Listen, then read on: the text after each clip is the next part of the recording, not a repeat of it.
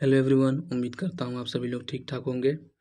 तो अभी हम लोग होमोनियम्स के सीरीज़ को देख रहे हैं। आज हम लोग 7 अगस्त के जितने भी शिफ्ट हुए, तीनों शिफ्ट में एसएससी स्टेनो एग्ज़ाम में सारे होमोनियम्स के क्वेश्चंस को करने वाले हैं। ठीक है, तो ये सारे क्वेश्चंस एडुकेटिव बेस्ड पैटर्न पर हैं, इसलिए काफ़ी रिलेवेंट हो जाते हैं जितने भी एसएससी के एग्ज़ाम्स हैं। लाइक जो सीरियल चल रहा है, सीएचएसएल जो अपकमिंग है, सीपीओ है, एमटीएस है, और जो भी एसएससी एग्ज़ाम्स लेने वाली है एडुकेटिव बेस्ड पैटर्न पर 2025 में। ठीक है, तो ये सारे क्वेश्चंस काफ़ी रिलेवेंट हो जाते हैं।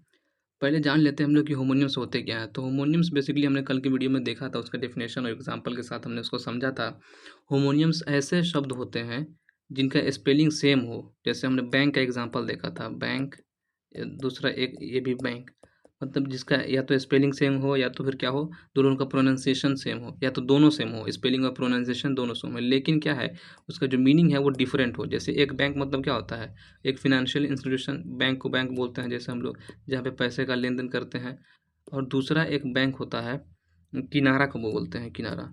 तो ये बेसिकली बैंक दोनों सेम वर्ड हैं, ठीक है, सेम स्पेलिंग सेम प्रोनाउंसिएशन, लेकिन दोनों अलग अलग मीनिंग दे रहे हैं, तो इसको बोला जाएगा होमोनियम। ठीक है, तो बेसिकली ये होना चाहिए होमोनियम। लेकिन कभी एसएससी के स्टेनो एग्जाम में 2025 वाले एग्जाम में क्या किया गया है कि होमोनियम का बोल करके सिनोनियम, मतलब मिलता जुलता जो उसका मीनिंग है वो पूछ लिया है, यानी कि बेसिकली सिनोनियम पूछ लिया है। ऐसे क्वेश्चंस भी बने हैं, क्योंकि होमोनियम में बेसिकली बेसिक यही बात है कि दोनों ये सब सेम होता है, लेकिन उसका मीनिंग कभी भी क्या नहीं होगा, सेम नहीं होगा, डिफरेंट मीनिंग होता है। एक बैंक है तो दूसरा किनारा है, दोनों डिफरेंट मीनिंग है, तो ही उसको हम लोग होमोनियम बोलते हैं। ठीक है, सेम वर्ड का दो दो मीनिंग, तो उसको बोलते हैं हम लोग होमोनियम। लेकिन सिनोनियम में क्या होता है कि एक वर्ड है उससे रिलेटेड जो उसका मीनिंग सेम है, मीनिंग अगर सेम होगा तो सिनोनियम बोलते हैं। लेकिन ऐसा ही होमोनियम बोल करके और एसएससी स्टेनो एग्जाम में सिनोनियम को ही टिक मारा गया है, और उसका आंसर की में वही मतलब सिनोनियम पूछ लिया है बेसिकली। जैसे कि इस क्वेश्चन में देखिए, इस क्वेश्चन में भी देखिएगा तो वही मिलेगा, the new CEO will chair the meeting.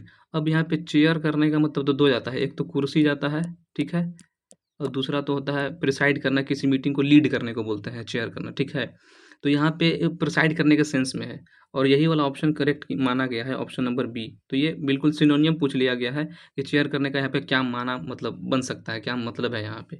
अगर इसका होमोनियम्स होता तो यहाँ पे चेयर कुर्सी का सेंस में जाना चाहिए था, लेकिन यहाँ पे प्रिसाइड ओवर को ही सही माना गया है, तो हम लोग भी सिनोनियम ही टिक करेंगे, आगे बढ़ेंगे फिर। तो प्रिसाइड ओवर होता है, इसका ऑप्शन सही होगा। इसका मतलब होता है to be in charge of a meeting, किसी एक मीटिंग का इंचार्ज होने को बोलते हैं प्रिसाइड ओवर, किसी मीटिंग को प्रिसाइड करना बोलते हैं। प्रिसाइडिंग ऑफिसर भी होते हैं, जैसे पार्लियामेंट में होता है। ठीक है, आगे बढ़ते हैं हम लोग क्वेश्चन नंबर सेकंड की तरफ। यहाँ पे भी देखिए, the wind hold through the trees. ऐसा सेंटेंस वाला अगर ऑप्शन है तो उसमें होमोनियम्स का ही क्वेश्चन बना है, लेकिन जिसमें क्या हो गया है बेसिकली, जिसमें अगर सिर्फ एक एक वर्ड पूछ लिया है तो उसमें सिनोनियम वाला जैसे टिक करवा दिया है, तो उसको हम लोग भी देखेंगे। पहले इस क्वेश्चन को देख लेते हैं। जैसे कि यहाँ पे क्या है, the wind hold through the trees, मतलब विंड जो है मतलब ट्रीज के पेड़ों से गुजरा बहुत ही ज़्यादा क्या करते हुए, साउंड करते हुए। हॉल्ड मतलब क्या होता है, बहुत ज़्यादा तेज आवाज़ करते हुए किसी चीज़ का गुजरने को बोलते हैं हॉल्ड करना। ठीक है, तो यहाँ पे हवा का सेंस है, तो अगर यहाँ पे होमोनियम पूछा है तो एक विंड का मतलब होता है हवा, दूसरा विंड अगर वर्ब हो के आएगा तो उसका मीनिंग होता है, यहाँ पे देखिए लिखा हुआ है, टू मेक समथिंग वर्क और मूव बाय टर्निंग अ की। मतलब किसी चीज़ का काम करने, मतलब काम करा देना किसी चीज़ से, उसको काम में लाना, तो उसको बोलते हैं विंड, वर्ब अगर हुआ तो। तो यहाँ पे तो हवा का सेंस में इसका होमोनियम ये वाला वर्ब वाला चाहिए। देखते हैं, द विंड वाज कोल्ड, हवा ठंडी थी, तो यहाँ पे हवा का सेंस है, तो ये वाला ऑप्शन गलत हो जाएगा। The wind knocked over the garbage can, wind ने गार्बेज कैन के ऊपर नॉक किया, खटखटाया, मतलब उसको, मतलब उसकी वजह से ढक्कन क्या होने लगा, ढक ढक ढक्कर करने लगा हवा तेज चलने की वजह से, तो ये भी हवा का सेंस है, तो ये भी नहीं जाएगा यहाँ पे। ठीक है, सडन गस्ट ऑफ विंड। अब विंड गस्ट मतलब क्या होता है, बहुत तेज जो हवा बहती है उसको बोलते हैं। ब्लू हर हैट अवे, उसके टोपी को बहा दिया, तो यहाँ पे हवा ही सेंस का है, तो हवा के सेंस पे ये भी गलत हो जाएगा, क्योंकि हवा तो सिनोनियम हो जाएगा, लेकिन हम लोग को होमोनियम चाहिए, तो होमोनियम यानी कि उसका दूसरा मीनिंग चाहिए। तो दूसरा मीनिंग देखते हैं ऑप्शन नंबर डी में, he had to wind the. देखिए अब यहाँ पे टू विंड क्या हो गया, अब ये टू प्लस वी1 आया है, यानी कि एक वर्ब है ये। अब यही वर्ब का ही मीनिंग क्या होता है, यहाँ पे देखिए, he had to wind the old clock manually, उसको ओल्ड क्लॉक को, पुराने घड़ी को मैनुअली काम कराना पड़ा उसे, मतलब उसको सही करना पड़ा, बेसिकली ये चीज़ है। विंड करना मतलब किसी चीज़ को सही कर देना, मतलब खराब था उसको बना देना। ठीक है, तो वो चीज़ है। तो यहाँ पे ऑप्शन नंबर डी है जो वर्ब वो मीनिंग दे रहा है विंड में, यहाँ पे हवा का मीनिंग नहीं है, तो ये ऑप्शन होमोनियम के लिए option number D is the correct option. आगे बढ़ते हैं क्वेश्चन नंबर थर्ड की तरफ। देखते हैं, he bought a ticket for the evening show. अब यहाँ पे शो का दो मतलब होता है, देखते हैं। पहला एक तो होता है शो, मतलब दिखाना के सेंस में आप लोगों को पता ही होगा, एक वर्ब होता है शो, जिसका मतलब क्या होता है, दिखाना। एक नाउन होता है, जैसे कोई भी शो होता है, कोई भी शो मतलब परफॉर्मेंस, कोई भी एक इंसान परफॉर्म करेगा लोगों के सामने, उन लोग को इंटरटेन करने के लिए, उसको भी शो बोलते हैं। तो यहाँ पे इवनिंग शो ये एक नाउन के सेंस में है। तो हम लोग का इसका जो होमोनियम बनेगा, तो एक शो का मतलब जो दिखाना है, तो दिखाने के सेंस वाला ही ऑप्शन क्या हो जाएगा, सही होगा हम लोग का। देखते हैं हम लोग। That was the best stage show. अब स्टेज शो यानी कि स्टेज वाला शो, तो ये शो मतलब क्या है, ये नाउन है, ठीक है, क्योंकि इससे पहले क्या हुआ है, एडजेक्टिव आया हुआ है। तो एडजेक्टिव आया है तो नाउन से पहले ही एडजेक्टिव आता है, तो यानी कि स्टेज यहाँ पे नाउन है, और नाउन वाला यहाँ पे दिया हुआ है, तो ये बिल्कुल गलत हो जाएगा, क्योंकि हम लोग को वर्ब वाला देखना है। द मैजिक शो, अब देखिए जैसे स्टेज शो था वैसे ही मैजिक शो है। मैजिक यहाँ पे नाउन, अरे शो यहाँ पे नाउन है, मैजिक यहाँ पे एडजेक्टिव है, तो ये भी नाउन वाला है, ये भी गलत हो जाएगा। We are attending the school show, अब स्किल शो भी उसी तरह है, ये नाउन है, अब ये एडजेक्टिव है।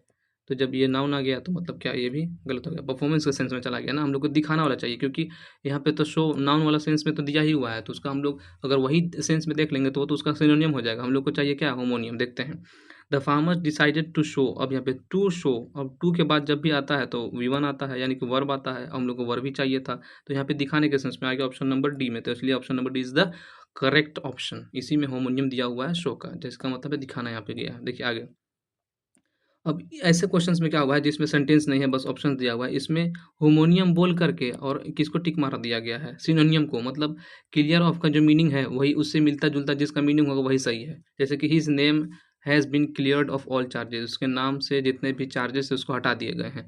तो यहाँ पे क्लियर ऑफ का मतलब क्या है, यहाँ पे ये मीनिंग है एक्सोनरेट करना, यानी कि एक्सोनरेट करना या तो एक्सकल्पेट करना, एक और भी वर्ड है एक्सकल्पेट करना, ठीक है। एक्सोनरेटेड यानी कि एक्सकल्पेटेड, यानी कि इसका मतलब क्या होता है, to be formally cleared of blame, यानी कि आरोप से बरी करने को बोलते हैं, ठीक है। तो यहाँ पे बेसिकली उसका सिनोनियम पूछ लिया गया है, तो option number D is the correct option. आगे बढ़ते हैं हम लोग क्वेश्चन नंबर 5 की तरफ। He could not bank on, आपने सुना ही होगा, bank on, depend on, depend on, bank on, rely on, ठीक है, हिंज ऑन, हिंज ऑन, ये सब का मतलब क्या होता है, निर्भर करना, ठीक है, किसी चीज़ पर निर्भर होने को बोलते हैं। तो इसका भी क्या पूछा है, सिनोनियम पूछ लिया है, ठीक है, जिसमें सेंटेंस वाला अगर दिया है तो उसमें होमोनियम का होमोनियम ही पूछा है, होमोनियम का होमोनियम ही सही माना है। लेकिन अगर ऐसा ऑप्शन दिया है बस एक एक वर्ड का, तो उसमें सिनोनियम वाला ऑप्शन क्या किया गया है, सही माना गया है, तो उसको हम लोग देखते हैं वही। तो बैंक ऑन मतलब क्या करना है, रिलाई करना है, रिलाई ऑन मतलब डिपेंड होना, तो option number C is the correct option. Deposit तो बैंक से करते हैं, यहाँ पे ये मीनिंग नहीं है। बोरो मतलब कर्ज लेने को बोलते हैं, तो ये भी मीनिंग जो नहीं होगा। डिसमिस मतलब लोग पता है रिजेक्ट करने को बोलते हैं, ये भी नहीं होगा। तो option number C is the correct option. आगे बढ़ते हैं क्वेश्चन नंबर 6 की तरफ। द अपोजिशंस मोशन, अब मोशन का दो मतलब होता है, एक तो मोशन का मतलब होता है मूवमेंट, क्या होता है, मूवमेंट, मतलब कोई बोलते हैं ना, कोई भी बॉडी या तो रेस्ट में होता है या तो फिर मोशन में होता है। तो रेस्ट मतलब या तो मतलब क्या होगा, गतिहीन होगा वो, मतलब हिलता जुलता नहीं होगा, और एक मोशन में यानी कि गति में होगा वो। तो एक तो मोशन का मूवमेंट हो गया, दूसरा मोशन का जो मतलब होता है वो होता है प्रोपोजल, क्या होता है, प्रोपोजल। तो यहाँ पे क्या मीनिंग है देखिए, तो यहाँ पे बेसिकली सिनोनियम पूछा है। द अपोजिशंस मोशन, अपोजिशन का जो मोशन था, प्रोपोजल था, वाज रिजेक्टेड, उसको रिजेक्ट कर दिया गया था, तो प्रोपोजल के सेंस में है, इसलिए option number D is the correct option. Movement वाला सेंस यहाँ पे नहीं है, ठीक है, क्योंकि होमोनियम्स के मतलब क्वेश्चन तो होमोनियम्स का है, लेकिन सिनोनियम को ही सही माना गया है आंसर की में भी। अगर यहाँ पे मोशन था, यहाँ पे प्रोपोजल का सेंस ना, तो इसका सही में जो होमोनियम्स अगर होता रियल में, तो मूवमेंट वाला ऑप्शन सही जाता, लेकिन इसको सिनोनियम मान करके ऑप्शन नंबर डी करेक्ट किया गया है। बाकी इमोशन और कोमोशन मतलब क्या होता है, शोरगुल को बोलते हैं, बहुत ज़्यादा उथल पुथल हो जाता है कोई चीज़, तो उसको बोलते हैं कोमोशन, तो ये भी नहीं जाएगा। आगे बढ़ते हैं क्वेश्चन नंबर 7 की तरफ। द जज विल पास द वर्डिक्ट, अब पास करने का भी दो सेंस है, दो मतलब जाता है, देखिएगा। एक पास करना मतलब होता है क्रॉस करना, जैसे कि कोई रोड है, इस रोड को हम लोग क्रॉस कर दिए तो उसको बोलेंगे I have pass the road, या तो I have cross the road, तो यहाँ पे क्रॉस करने का सेंस में है। दूसरा मतलब होता है किसी चीज़ को पास करना, यानी कि अनाउंस कर देना, ठीक है। तो यहाँ पे बेसिकली फिर वही चीज़ है कि अगर सेंटेंस में नहीं ऑप्शन दिया हुआ है तो यानी कि उसमें सिनोनियम पूछ लिया है, तो पास का यहाँ पे सिनोनियम क्या हो जाएगा, अनाउंस करना का सेंस में जाएगा। शिफ्ट करना, फेल करना, क्रॉस करना, क्रॉस करना इसका होमोनियम बनता, लेकिन होमोनियम पूछ करके सिनोनियम को ही सही माना गया है, तो इसलिए हम लोग भी उसी को मानते हैं, ठीक है। तो option number D is the correct option according to SSC, वही हम लोग को मानना ही है। आगे बढ़ते हैं। The king sat on a throne, अब यहाँ पे थ्रोन का क्या मतलब है, तो वहीं पे अगर से एक एक वर्ड का ऑप्शन है, यानी कि उसका सिनोनियम पूछा है, तो थ्रोन है, थ्रोन मतलब क्या होता है, थ्रोन मतलब होता है चेयर, एक गद्दी को बोलते हैं, तो option number B is the correct option. Crown तो क्या होता है, सर पे पहनाया जाता है, तो ये नहीं होगा। रूल ये भी नहीं होगा। स्वॉर्ड मतलब तलवार को बोलते हैं, तो वो तलवार पर थोड़े बैठेगा। Option number C is B is the correct option.